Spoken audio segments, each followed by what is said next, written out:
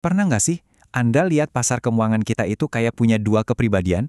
Nah, di tanggal 26 Maret kemarin, itu kejadian banget. Paginya cerah, penuh harapan, sorenya malah badai. Apa sih yang sebenarnya terjadi? Yuk kita bongkar bareng-bareng misteri ini. Ini dia nih teka-teki utamanya. Gimana ceritanya pasar saham yang dibuka dengan begitu optimis malah ditutup dengan anjlok yang lumayan dalam? Aneh kan? Nah, ayo kita mulai investigasinya. Coba deh lihat perbedaannya. Pas bel pembukaan, IHSG gagah di 7.313. Pas bel penutupan, langsung terjun ke 7.164. Jomplang banget kan? Jadi, apa nih yang terjadi di antara dua momen itu?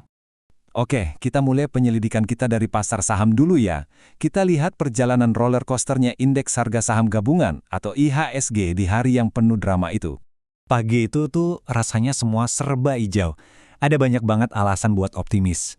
Pertama, ada sisa-sisa semangat dari kenaikan kuat hari sebelumnya. Terus, ketegangan global agak mereda, harga minyak dunia juga turun. Dari dalam negeri, ada kabar bagus soal dividen dan laporan keuangan. Wah, kelihatannya bakal jadi hari yang indah kan? Eits, tapi tunggu dulu. Tiba-tiba anginnya berbalik arah. Kekuatan negatif mulai muncul. Aksi jual besar-besaran terjadi di saham-saham raksasa. Bahkan saham sekelas BBCA yang jadi primadona aja nggak luput dari koreksi. Para analis teknikal sebenarnya udah ngasih sinyal. Dan investor yang jeli langsung deh ambil untung alias exit profit taking. Dan hasil akhir dari tarik-menarik ini, IHSG ditutup anjlok minus 1,89%. Ini angka yang dalam loh. Artinya, tekanan jual di sore hari itu benar-benar kuat banget. Dan ini bukan sekedar penurunan biasa. Coba lihat nilai transaksinya. Gila-gilaan, hampir 32 triliun rupiah. Ini menunjukkan kalau aksi jualnya itu bukan karena panik sesaat, tapi ada keyakinan kuat di baliknya. Ada pergerakan besar di pasar. Nah, sekarang kita pindah ke bagian kedua dari misteri ini. Di saat pasar saham lagi porak-poranda, mata uang kita, rupiah, ceritanya malah beda 180 derajat. Padahal ya, kalau kita lihat, rupiah itu lagi banyak cobaannya loh. Dolar Amerika lagi kuat-kuatnya, dana asing juga lagi keluar dari obligasi pemerintah kita, imbal hasil obligasi juga lagi naik. Ini tuh resep klasik buat mata uang jadi melemah. Terus, kok bisa rupiah malah kuat? Nah, ada dua jagoannya nih di sini. Pertama, Bank Indonesia sigap turun tangan buat menjaga stabilitas. Dan kedua, ini yang paling penting, fundamental ekonomi kita itu kokoh banget.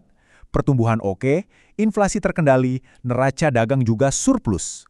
Inilah benteng pertahanan utama rupiah. Dan di sini nih, kita bisa lihat betapa spesialnya rupiah hari itu. Coba bandingkan, waktu mata uang negara tetangga lain pada berjatuhan, rupiah kita malah berdiri tegak, bahkan menguat tipis. Luar biasa kan? Beda sendiri dia. Oke, kita udah bedah apa yang terjadi dalam satu hari. Sekarang, mari kita coba lihat ke depan.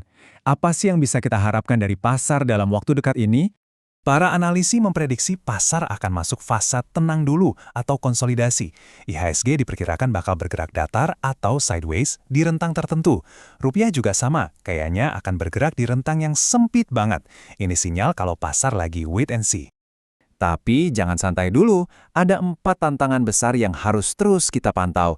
Geopolitik global yang nggak menentu, arah kebijakan suku bunga bank-bank sentral dunia, harga komoditas yang naik turun, dan yang terakhir, seberapa sukses kebijakan di dalam negeri kita diimplementasikan. 4 hal ini nih yang bakal jadi penentu arah pasar ke depan. Oke, setelah semua analisis teknis ini, pertanyaan paling pentingnya kan, terus ini semua artinya apa buat kita? Yuk, kita terjemahkan data-data ini jadi sesuatu yang lebih praktis. Nah, dinamika pasar ini tentu saja berdampak ke banyak pihak.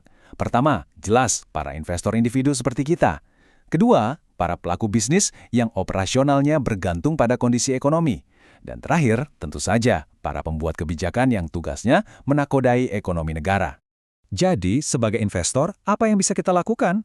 Pertama, jangan malas, lakukan analisis yang mendalam sebelum masuk. Kedua, jangan taruh semua telur dalam satu keranjang, alias diversifikasi. Ketiga, manfaatkan momen koreksi pasar buat nyicil saham-saham bagus dengan harga diskon. Dan terakhir, kalau Anda berurusan dengan mata uang asing, pikirkan soal lindung nilai atau hedging untuk mengurangi risiko. Dan kita sampai di akhir pembahasan. Di satu sisi, banyak banget ketidakpastian dan risiko. Tapi di sisi lain, gejolak seperti ini seringkali justru membuka peluang. Jadi pertanyaannya kembali ke kita masing-masing. Di tengah situasi seperti ini, apakah ini waktunya untuk lebih berhati-hati, atau justru waktunya untuk mencari kesempatan? Sebuah pertanyaan untuk kita renungkan.